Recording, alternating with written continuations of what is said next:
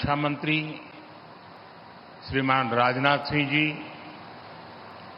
विदेश मंत्री श्रीमान एस जयशंकर जी, यहां के लोकप्रिय मुख्यमंत्री श्रीमान भूपेंद्र भाई पटेल, स्पेन और राज्य सरकार के मंत्रीगण, एयरबस और टाटा टीम के सभी साथी, देवी और सज्जनों, नमस्कार। बुएनोस दियास।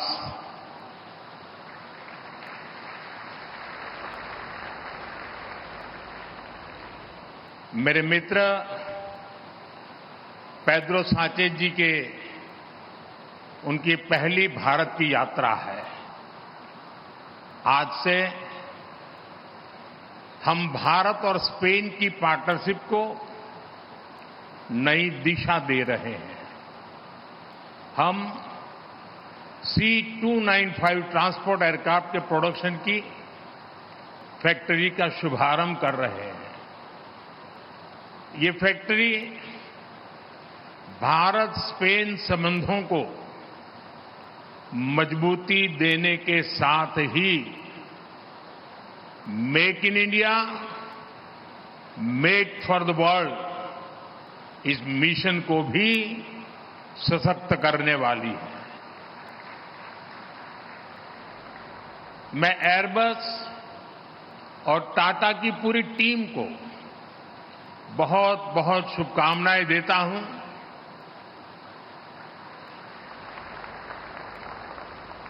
कुछ समय पहले ही हमने देश के महान सपूत रतन टाटा जी को खोया है। रतन टाटा जी आज अगर हमारे बीच होते तो शायद सर्वाधिक खुशी उनको मिलती, लेकिन उनकी आत्मा जहां भी होगी वो आज प्रसन्नता का अनुभव करते होंगे। साथियों, C295 एयरक्राफ्ट की फैक्ट्री नए भारत के नए वर्क कल्चर की उसको भी रिफ्लेक्ट करती है। आज किसी भी योजना के आइडिया से लेकर एजुकेशन तक भारत किस स्पीड से काम कर रहा है ये यहां दिखाई देता है। 2 साल पहले अक्टूबर में ही महीने में इस फैक्ट्री का निर्माण शुरू हुआ। आज अक्टूबर महीने में ही ये फैक्ट्री अब एयरक्राफ्ट के प्रोडक्शन के लिए तैयार है। मेरा हमेशा से ये फोकस रहा है कि प्लानिंग और एग्जीक्यूशन में अनावश्यक देरी न हो। जब मैं गुजरात का सीएम था तब यहीं बड़ोदरा में ही बॉम्बार्डियर ट्रेन कोच बनाने के लिए फैक्ट्री लगाने का फैसला हुआ था। इस फैक्ट्री को भी रिकॉर्ड समय के भीतर ही प्रोडक्शन के लिए तैयार किया गया था। आज इस फैक्ट्री में बने मेट्रो कोच हम दूसरे देशों को भी एक्सपोर्ट कर रहे हैं। मुझे पूरा विश्वास है कि भविष्य में इस एयरक्राफ्ट फैक्ट्री में बने विमान दूसरे देशों को भी एक्सपोर्ट किए जाएंगे। फ्रेंड्स, प्रसिद्ध स्पेनिश कवि अंतोनियो मचादो ने लिखा था, traveller there is no path, the path is made by walking. इसका भाव यही है कि लक्ष्य तक पहुंचने के लिए जैसे ही हम पहला कदम उठाते हैं, रास्ते अपने आप बनते चले जाते हैं। आज आप देखिए, भारत में डिफेंस मैन्युफैक्चरिंग इकोसिस्टम नई ऊंचाइयां छू रहा है। 10 साल पहले अगर हमने ठोस कदम नहीं उठाए होते तो आज इस मंजिल पर पहुंचना असंभव ही था। तब तो कोई ये कल्पना भी नहीं कर पाता था कि भारत में इतने बड़े पैमाने पर डिफेंस मैन्युफैक्चरिंग हो सकती है। उस समय की प्रायोरिटी और पहचान दोनों इंपोर्ट की ही थी, लेकिन हमने नए रास्ते पर चलना तय किया, अपने लिए नए लक्ष्य तय किए और आज इसका नतीजा हम सबकी आंखों के सामने है।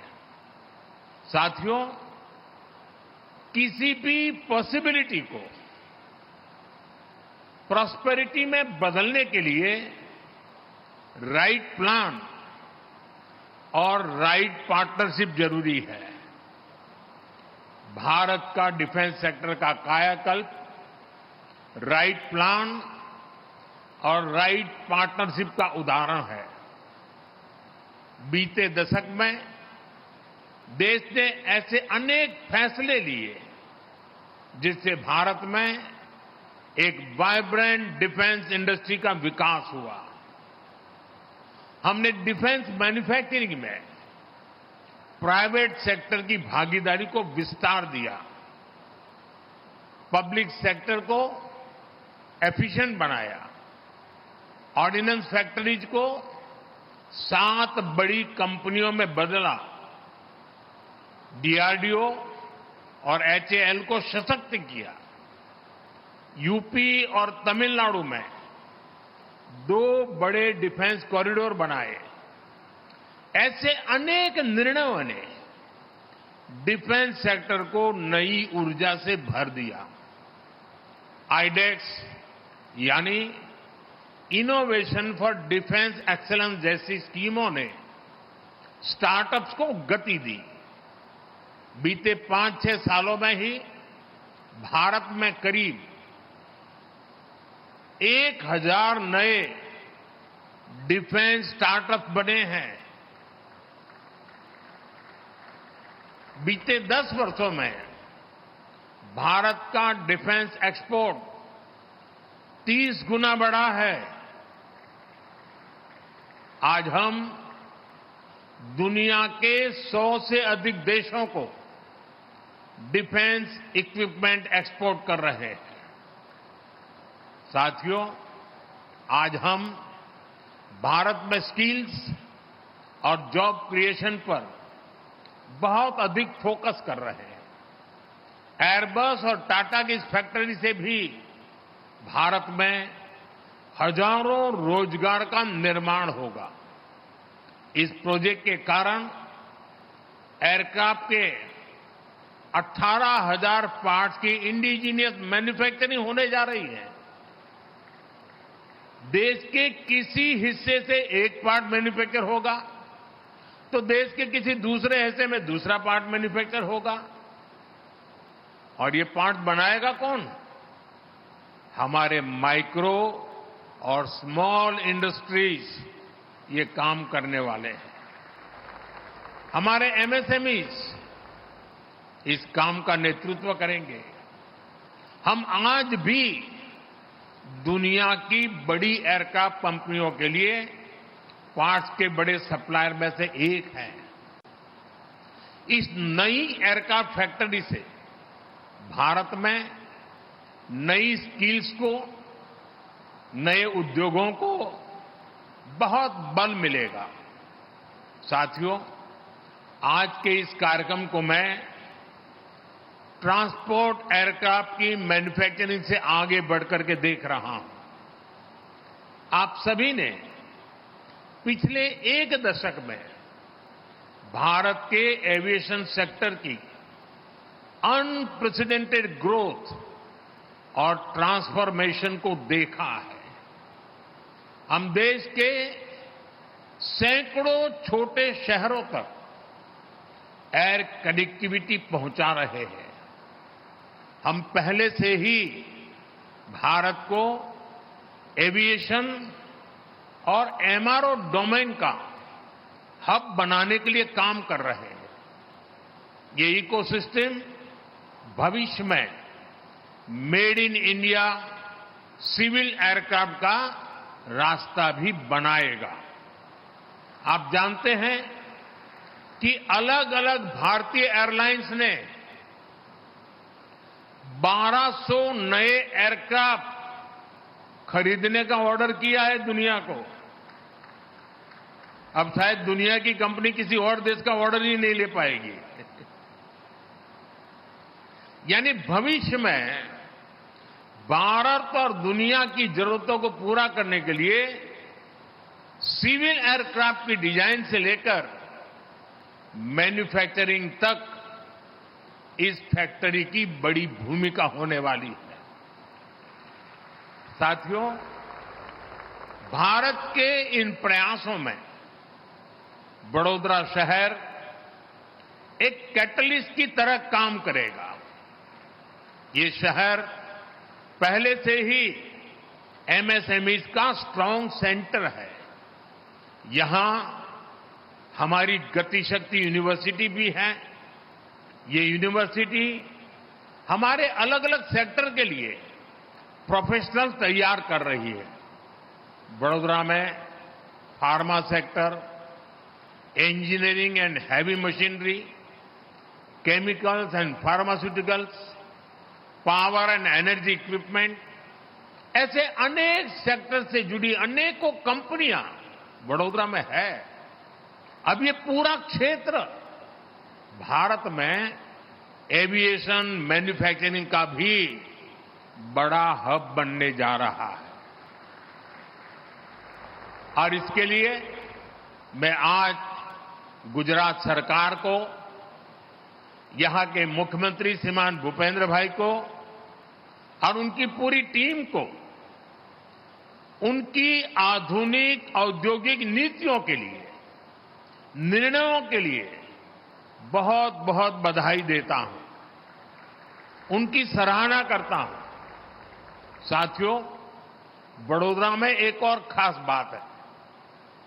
ये भारत का एक महत्वपूर्ण कल्चरल सिटी भी है। ये हमारी सांस्कृतिक नगरी है।